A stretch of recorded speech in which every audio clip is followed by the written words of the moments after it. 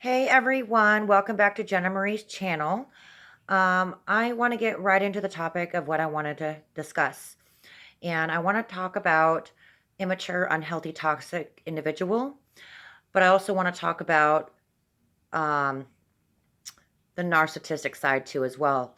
That can relate into a narcissistic individual or just a unhealthy, toxic, immature individual.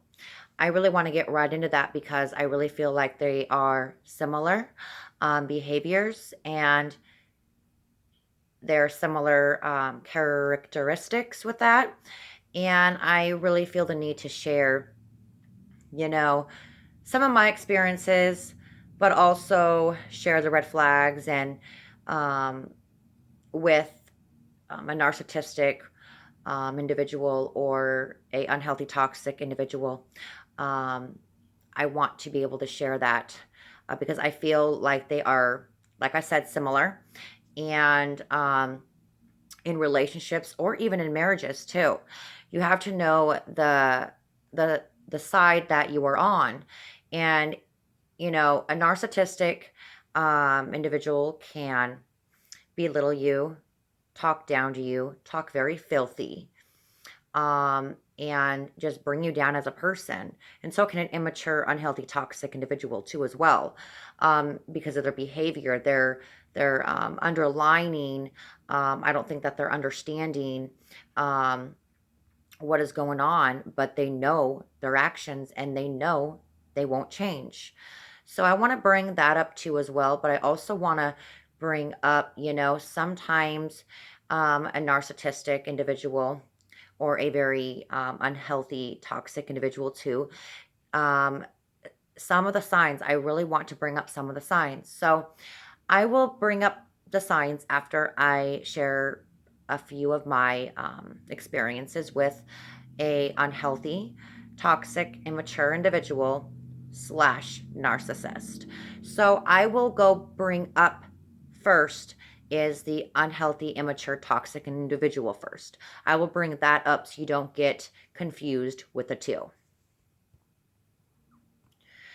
All right, so you know, one of my experiences with a unhealthy, immature, toxic individual um, that I've experienced with was um, they literally are so charming at first. And, this can be a narcissistic trait too, as well. But don't want to confuse you. But they can literally be very charming and very romantic before their true colors come out. And, it depends on when they want to really expose their true colors, when they want to actually give that, I guess, characteristic out because it is a characteristic and it's a behavior and it's a mental disorder that they have. But I really, really honestly feel like sometimes unhealthy, toxic individuals don't really necessarily have to be narcissistic. In my mind, they do play a role in that because someone who belittles you, talks filthy to you, talks down to you, gaslights you, all that, etc. To me, I feel like that plays a role in a narcissistic individual. And so my experience is that they would come, on too strong. They would be romantic. They would be very charming. And they would literally make me believe that I have the best man, like that I have a best man, that supposedly a good man that's going to treat me well. Well, obviously, I'm here alone and talking to you with all the red flags and explaining my experiences to you. So it is not true that a narcissistic person can change. Um, as far as a immature, unhealthy, toxic individual, It depends on if they go to therapy or if they literally go to couples therapy with you. If they literally don't talk down to you, they don't belittle you, they don't gaslight you. If they, you'll see that characteristic behavior change into a better, person that you want to be with. You won't be suffocating or feel like you're drowning or whatnot. So that is a difference of a unhealthy, immature, toxic individual versus a narcissist. A narcissist is not going to change for anyone. Kind of like what I said in some of my videos. They're just never going to change. You're going to be there your whole life trying to fight that battle to really feel, important to yourself. And so, my experiences with these individuals, um, a unhealthy, immature, toxic individual slashes narcissism, um, characteristic individuals, they literally come off the same to me because they can, be charming, sweep you off your feet. You feel like you have the man of your dreams or whatever, and you feel like, wow, I'm very important to my boyfriend or, the person I'm wanting to get to know into a more forward relationship. And so, um, I feel like they can take advantage of you and of those things too. Like they take advantage of your um ability to cope. They take advantage of your vulnerability. They take advantage of you all, period. And this can happen in all sorts of relationships or marriages. And this can happen with unhealthy, toxic individuals. This can happen in narcissists.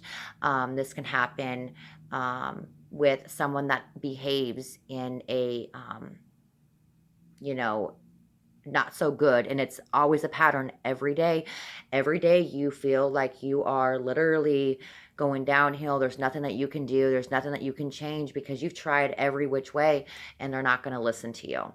And so, like, my experiences with those toxic, unhealthy, immature individuals versus a narcissist, they always come off the same to me. And um always always am in the same boat.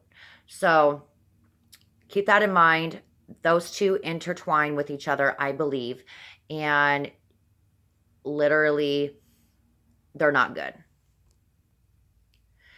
So there is also another one, and I want to kind of leave that for last, because this is the most experienced that I've recently just dealt with and been dealing with for quite some time now. And so, a unhealthy, toxic individual can also be this way too, but also more in a narcissistic individual.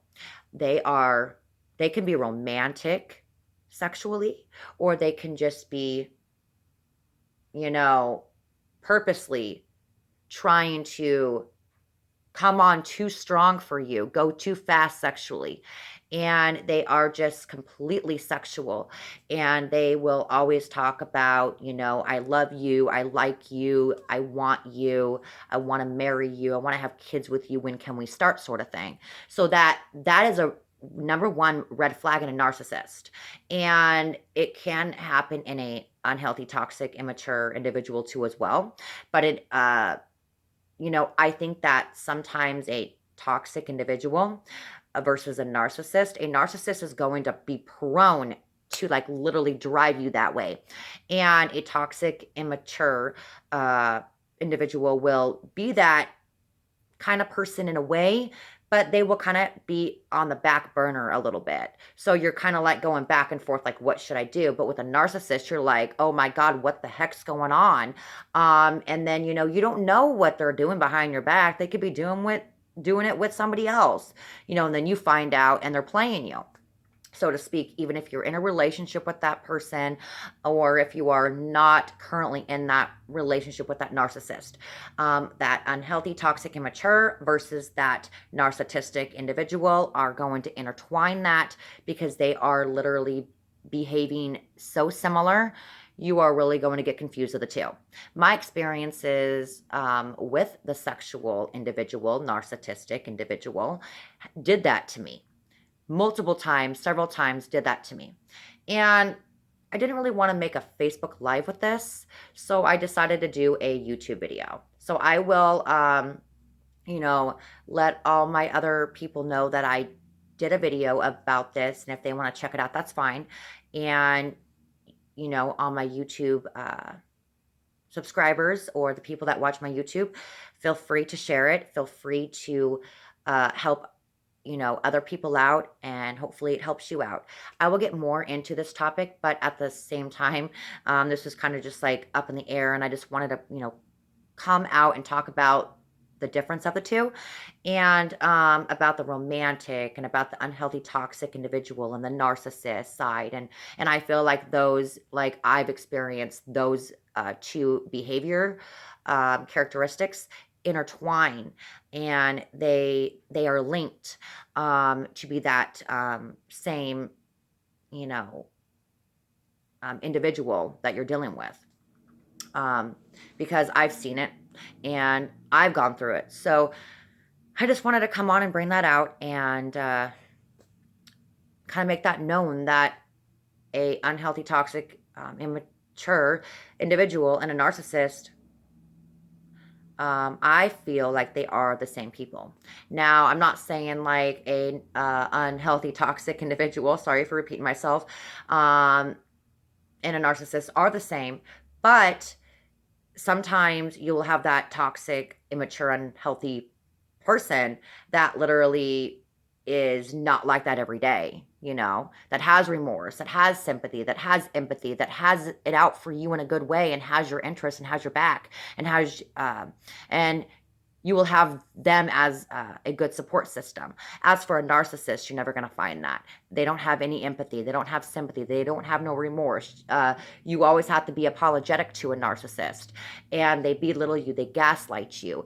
They filthy talk you. They sexually talk you.